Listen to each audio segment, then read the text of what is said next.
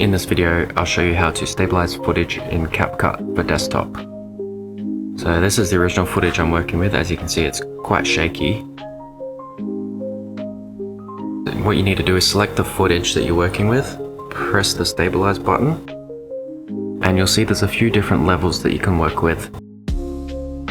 Each level will determine how much of the video is actually cropped in. So if you go minimum cut, you'll see it actually crops it out a little bit.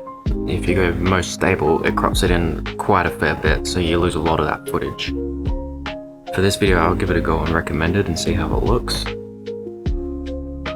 You can see it's much better. The video is jumpy because my computer's not as strong, but it definitely makes a difference in terms of how stable the video ends up.